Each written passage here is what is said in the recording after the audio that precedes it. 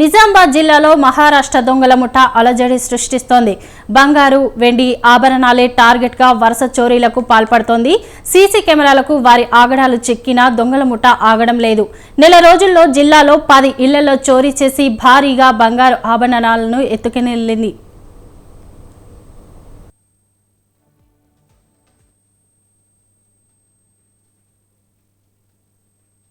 Nizamabad police commissionerate పరిధిలో దొంగలు రెచ్చిపోతున్న దొంగల ముఠా సభ్యుల ఉదయం రెక్కి నిర్వహించి రాత్రిలు చోరీలు చేస్తోంది. దీంతో ప్రజలు భయాందోళనకు గురవుతున్నారు. నెల రోజుల వ్యవధిలో 10 ఇళ్లలో చోరీ చేసిన మహారాష్ట్ర ముఠా పోలీసులకు సవాల్ విసిరింది.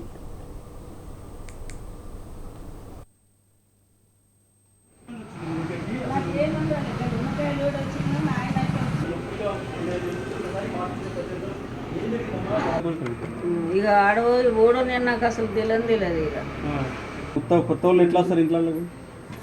నేను ఎప్పుడు చూడలేదు. ఇక చెట్టు ఉందా దానికోసం దాని వంక పెట్టుకుని తెలిసినోడే ఉంటుంది. మన వినాయకనగర్ నిజామాబాద్, బోధన్, బింగల్, కమర్పల్లిలో పలు ఇళ్లలో చోరీ చేసిన ముఠా సుమారు 75 తులాల బంగారు ఆభరణాలు, 5 కిలోల వెండి ఎత్తుకెళ్లింది. బోధన్ మండలం ఆచన్పల్లిలో 50 లక్షల నగదును ఈ ముఠా చోరీ చేసింది. వరుస చోరీలతో పోలీసులకు కంటి మీద కునుకు లేకుండా చేస్తోంది ఈ ముఠా.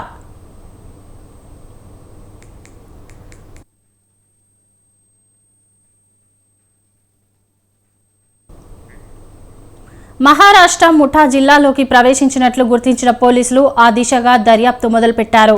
తాళం వేసిన ఇళ్లను టార్గెట్ చేస్తూ ఒంటరి మహిళలు ఉన్న ఇళ్లలో గొలుసు దొంగతనాలు చేస్తోంది ఈ ముఠా. చోరీ చేసిన వెంటనే జిల్లా సరిహద్దులు దాటి మహారాష్ట్రలోకి ముఠా పారిపోతున్నట్లు పోలీసులు గుర్తించారు. దొంగల కోసం పోలీసులు ప్రత్యేక బృందాలను ఏర్పాటు చేశారు.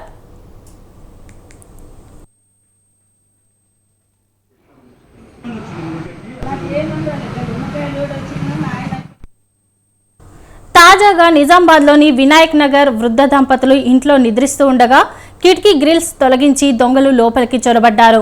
32 తులాల బంగారు ఆభరణాలు, కిలో వెండి ఎత్తుకునెళ్లారు.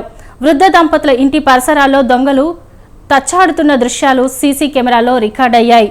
దొంగల అలజడితో ఇళ్లకు తాళం వేసి వెళ్లాలంటేనే నిజామాబాద్ ప్రజలు భయపడుతున్నారు.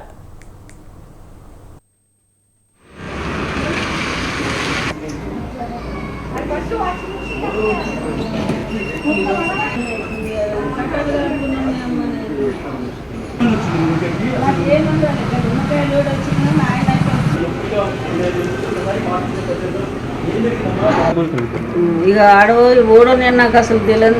ఇక కొత్త వాళ్ళు ఎట్లా వస్తారు ఇంట్లో?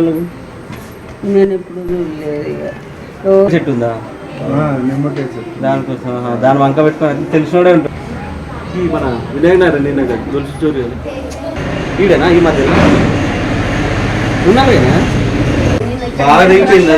ఏం చూడండి ఇదే ఇట్లా తాగుతాడు కానీ అటు ఇటు పెరుగులాట గోల్డ్ ఇట్లా కూర్చున్నాయి. అంటే బాగా అవుతుంది. ఇక మొన్న మహారాష్ట్ర తెలంగాణ ముంబై ఇట్లా నడుచుకుంటే దాన్ని ఎత్తుకుని దొంగతనం జరిగినప్పుడు ఘటనా స్థలాన్ని పరిశీలించే పోలీసులు సొమ్ము రికవరీ చేయడం లేదనే విమర్శలు ఉన్నాయి. సాంకేతికతను ఉపయోగించి దొంగల భరతం పట్టాలని ఇందూరు వాసులు కోరుతున్నారు.